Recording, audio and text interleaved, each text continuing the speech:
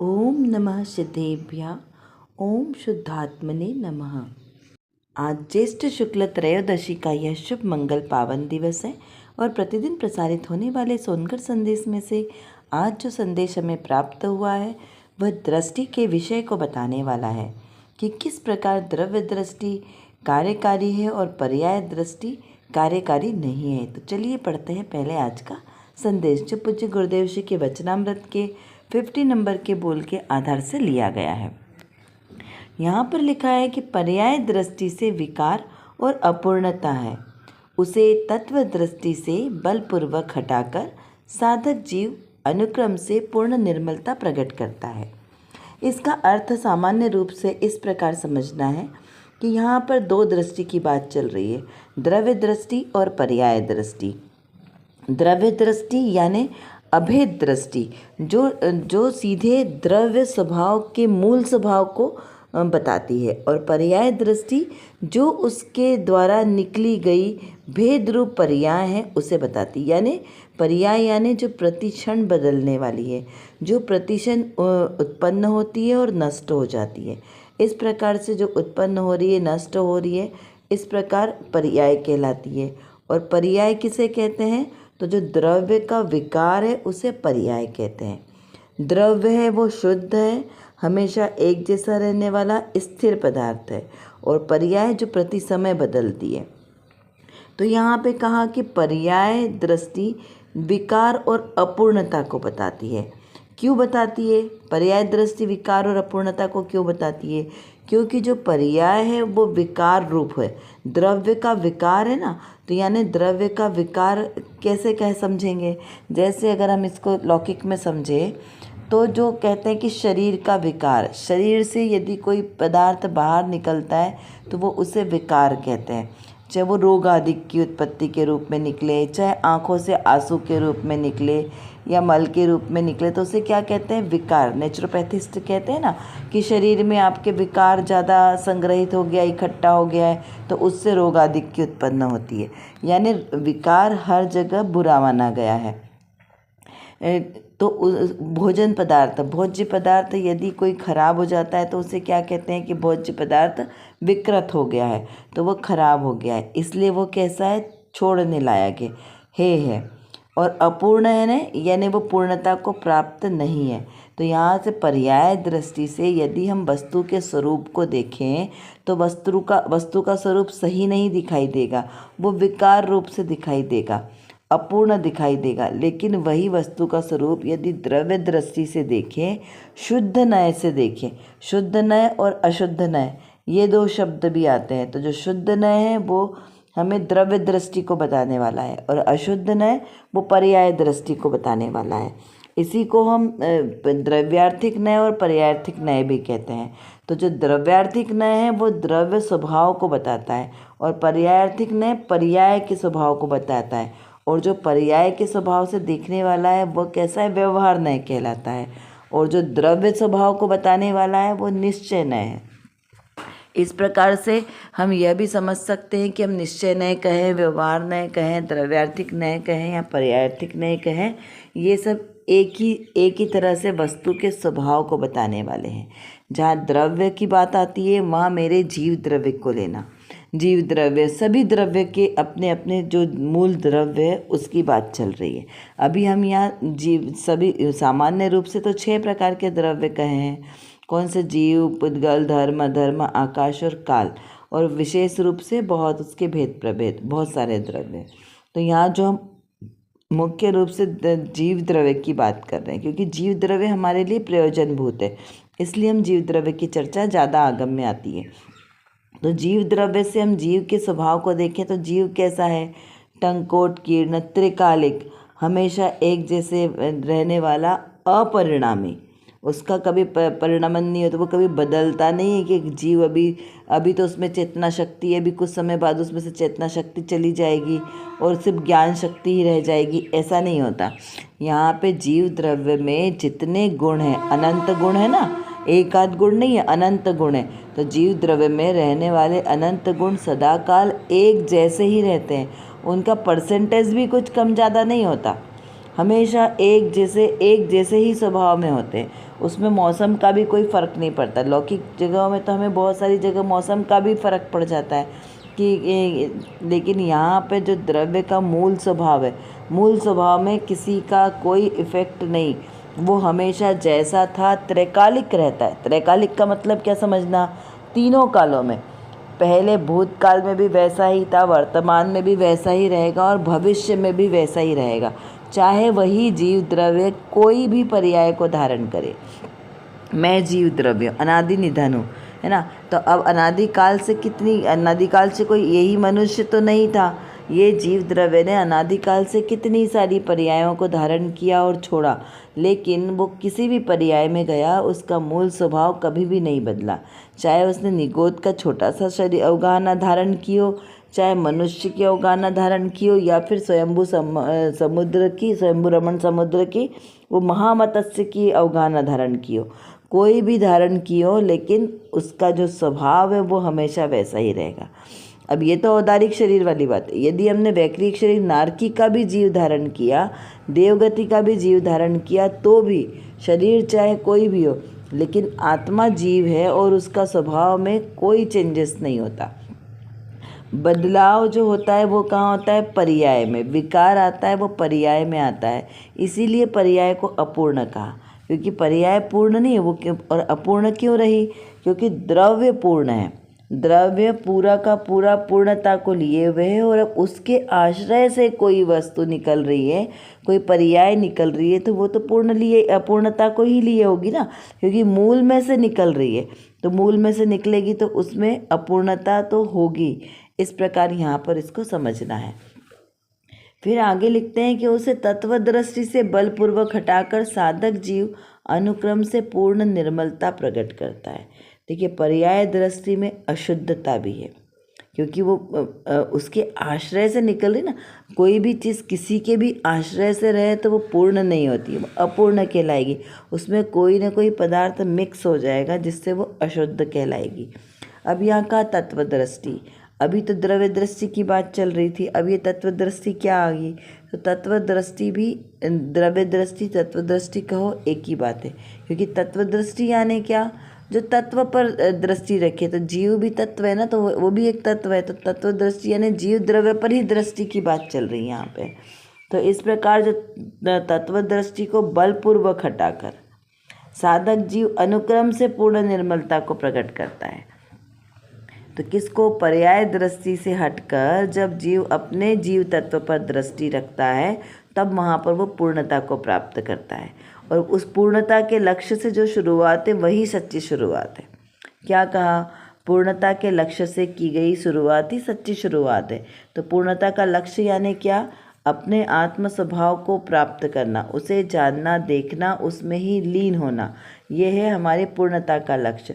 तो वो हमारे एकमात्र जीव द्रव्य स्वभाव जो चैतन्य गुण वाला है, ज्ञान गुण वाला है, ऐसा जो मेरा जीव द्रव्य अनंत सामर्थ्य वाला है, अनंत शक्तियों का संग्रहालय, ज्ञानादिक गुणों का धारक, जिसका नवीन संयोग नहीं होता, जो अनादि निधन वस्तु है, वो मैं हूँ, वो जीव द्रव्य है। जो पूर्ण गलन स्वभाव वाला भी नहीं है, क्योंकि वो तो अजीव द्रव्य है, लेकिन जो सदाकाल एक जैसा रहने वाला है, अपरिणामी द्रव्य, वो जीव द्रव्य। और उसके आश्रय से जो भी क्रिया की जाएगी वो पूर्णता के लक्ष्य को प्राप्त करेगी, और उसी से जीव के लक्ष्य की सिद्धि होगी। इस प्रकार यहाँ पर हमें इसे समझना है।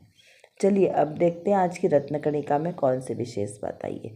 यहाँ पर श्रोता ने प्रश्न किया है कि धारणा का विषय आत्मा है या नहीं। क्या प्रश्न किया, धारणा यानी किसी चीज़ को, किसी चीज़ का मानस बनाना कि हाँ ये वस्तु ऐसी है, ऐसी ही है, उसका यथार्थ निर्णय करना, वो हुआ धारणा।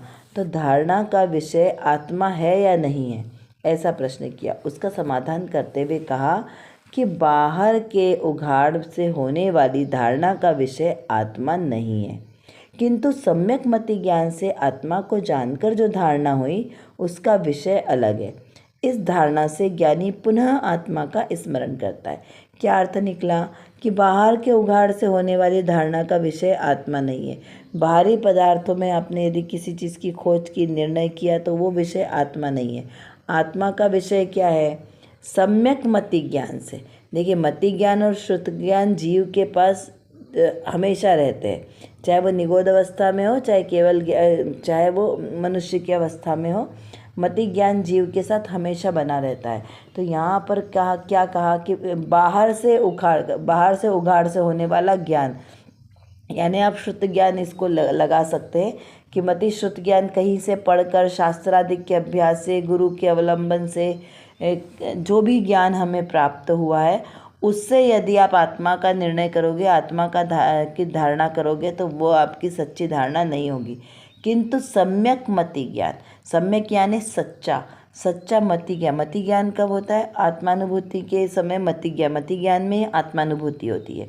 क्योंकि जो मति ज्ञान जो इंद्रिय और मन के अवलंबन से जानने में आता है ना।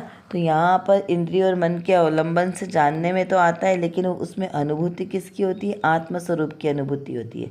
तो जो सम्यक सच्चा जो आत्मा की अनुभूति करता है, ऐसा ज्ञान के द्वारा जो आत्मा को जानता है, आत्मा की धारणा करता है कि मैं ही जीव आत्मा हूँ, तो वो आत्मा जो है आत्मा का विषय बनता है।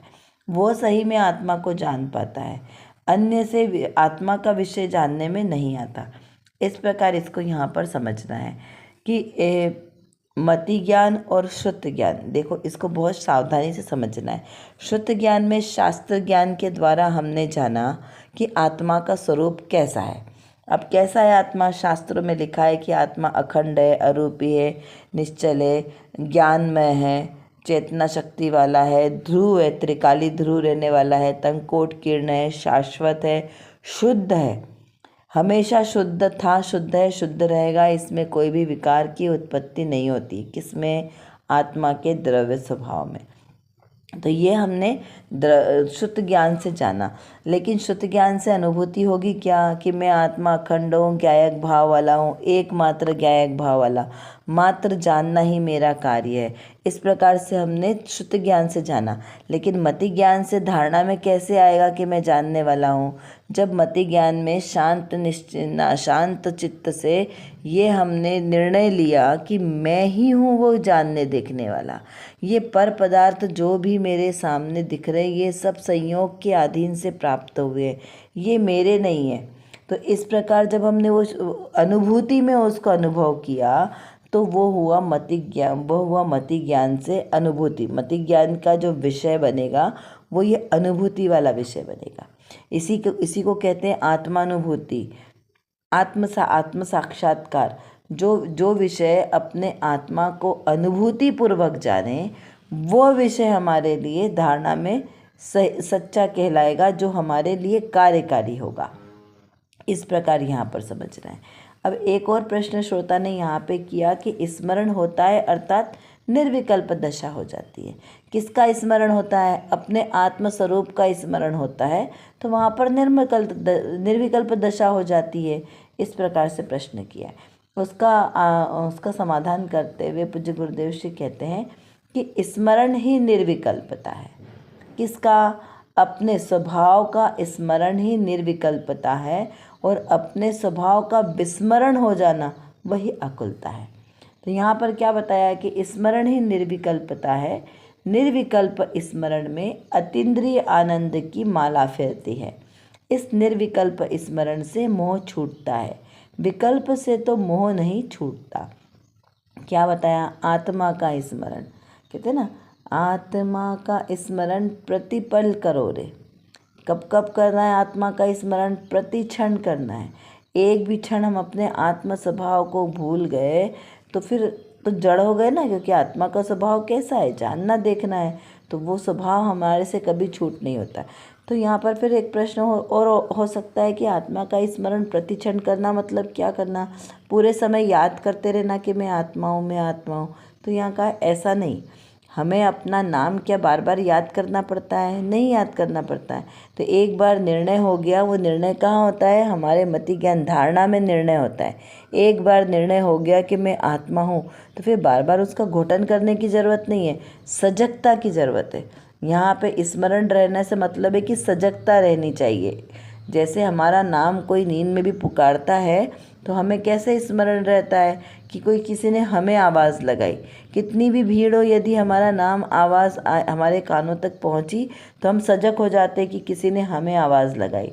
तो वैसे ही यहाँ पर आत्मा का स्मरण कि मैं ज्ञायक स्वभाव आत्मा हूँ, ये हमें प्रति समय ऐसे सजगता से रहना चाहिए कि जब कोई भी प्रसंग आए जहाँ पर द्रव्य को जानने देखने की, कर्तापने की या फिर भोक्तापने की बात आ रही है, पर से ममत्व करने की बात आ रही है, पर में एकत्व बुद्धि वाली बात आती है, तो वहाँ पे हमें ये स्मरण रहना चाहिए कि मैं तो यहाँ पर ज्ञाता स्वभावी हूँ। क्योंकि संसार के जितने भी संयोग है, ये संयोगाधीन है ना, ये हमें 9 कर्म के संयोग से प्राप्त हुए हैं, और संयोग का वियोग होना तो निश्चित है। तो जितने भी संसार में हमारे आसपास पदार्थ हैं, वो मेरे नहीं हैं, वो संयोग के अधीन है। तो उनसे होने वाली प्रत्येक क्रियाओं में हमें यह सजगता रहनी चाहिए कि यह तो मैं इनका ज्ञाता हूँ, मात्र ज्ञाता हूँ, मैं मात्र जानने वाला हूँ, पर द्रव्यों का कर्ता नहीं हूँ। कोई बात हमें अच्छे से समझ में आई नहीं आई, हमने भोजन अच्छा बनाया, किसी ने हमारी प्रशंसा की, किसी ने हमारी निंदा की, किसी ने हमें सम्मान दिया, किसी ने हमें इग्नोर किया, ये सारे प्रसंग में भी मैं ज्ञाता हूँ, ये हमें स्मरण रहना चाहिए। क्योंकि ये जो भी किसी को कोई बोल रहा है या सुन रहा है, तो ये कौन है? ना तो बोलने वाला मैं, जो मैं हूँ वो मैं बोल नहीं सकता, जो बोल सकता है वो देख नहीं सकता, जो देख सकता है वो बोल नहीं सकता। जो जानने वाला है वो द्रव्य अलग है, बोलने वाला अलग है। तो इस प्रकार प्रति समय भेद ज्ञान की धारा चलनी चाहिए, तो निर्विकल्पता आती है। जब हम स्वयं को ज्ञाता दृष्टा अनुभव करते हैं तो वहाँ पे विकल्प होता ही नहीं है। कोई कुछ भी करे, उससे हमें कहाँ विकल्प होने वाला, क्योंकि मैं तो ज्ञाता दृष्टा हूँ, मैं तो इन पदार्थों का कर्ता हो ही नहीं हूँ। क्योंकि मैं आत्मा हूँ, और आत्मा तो कभी बोल नहीं सकता, आत्मा कभी सुन नहीं सकता। तो यहाँ पे हमें विकल्प का तो कोई कार्य ही नहीं है, अवकाश वहाँ पे है ही नहीं विकल्प के लिए। तो और विकल्प कहाँ होता है? जब हम परद्रव्य में एकत्व बुद्धि करते हैं। तो निर्विकल्प स्मरण में अतीन्द्रिय आनंद की माला फिरती है। यानी अतीन्द्रिय आनंद का स्वाद कब आता है? निर्विकल्प दशा में। आकुलता में कभी भी अतीन्द्रिय आनंद का स्वाद नहीं आता। देखिए, केवली भगवान में एक तीर्थंकर केवली है और एक श्रुत केवली है। दोनों केवल ज्ञान के धारी है ना, लेकिन दोनों में कितना फर्क है? और समोसरण में और भी केवली है अलग अलग तरह के, लेकिन सब केवलियों में जो अन्य केवली है वो तीर्थंकर की दिव्य ध्वनि सुन के, जो अन्य मुनिराज है वो तीर्थंकर की दिव्य ध्वनि सुन के वहीं पर केवल ज्ञान प्राप्त करके मोक्ष चले जाते हैं। लेकिन श्रुत केवली वहीं रहते हैं। जब तक तीर्थंकर भगवान की दिव्य ध्वनि खिर रही है, जब तक श्रुत केवली भगवान का क्या जिम्मेदारी है कि उन्हें वहाँ पर उस जो केवली भगवान की दिव्य ध्वनि आ रही है उसको ट्रांसलेट करके प्रसारित करना है। तो वो भी एक विकल्प है ना, वो विकल्प कर नहीं रहे, उनके द्वारा तो वो सहजी क्रिया हो रही है, उनको कोई स्पेशल ध्यान नहीं लगाना पड़ रहा, लेकिन फिर भी वो किंचित विकल्प है ना, तो उसके कारण उनको उसी समय मोक्ष नहीं होता। जबकि उनके बताए हुए वस्तु स्वरूप को जानकर कितने सारे भव्य जीव वहाँ के दीक्षा भी धारण कर लेते हैं और वहीं से मोक्ष चले जाते, लेकिन वे नहीं जा पाते, क्योंकि ये भी एक विकल्प है। तो विकल्प का जरा सा भी परसेंटेज होगा ना, वो भी आपको निर्विकल्प होने के लिए दुखदाई है।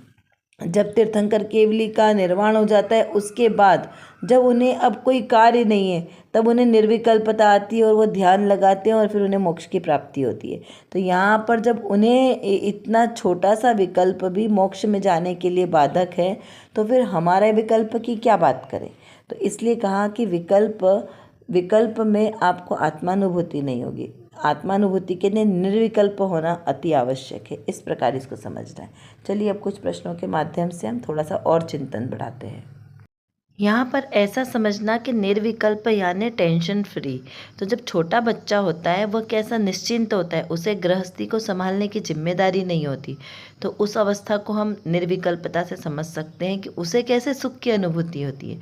और वहीं जब उसी घर में रहने वाले जिनके जो मुखिया है उनके ऊपर घर संभालने की जिम्मेदारी होती है, तो उन्हें कितना टेंशन होता है कि कैसे कहाँ से धन इकट्ठा करना है, कैसे व्यवस्था करना है, घर को कैसे संभालना है, बिजली का बिल कैसे भरना है, सब एज इट इज़ सारे अपने अपने लगा लेना। व्यापार धंधा सबका एक चिंता और टेंशन होता है ना, तो वहाँ पर विकल्प होता है। और लेकिन वही जो छोटे बच्चे को कोई विकल्प नहीं है, वो कितना मस्त से एकदम आनंद में जीता है।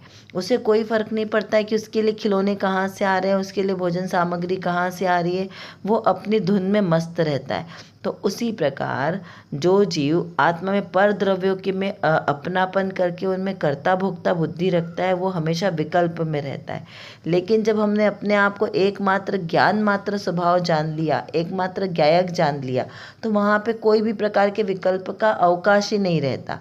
इस प्रकार निर्विकल्प चिंतन होता है। अब यहाँ पर हमें क्या विचार करना है कि जिस जीव का लक्ष्य पूर्णता की प्राप्ति है, उसे किसका लक्ष्य करना योग्य है, द्रव्य दृष्टि से या पर्याय दृष्टि से, इसका विचार करें। तत्व दृष्टि या द्रव्य दृष्टि का क्या अर्थ समझना।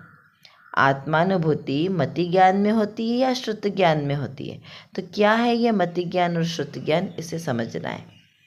गृहस्थी में रहते हुए भी निर्विकल्पता का अनुभव कैसे होता है।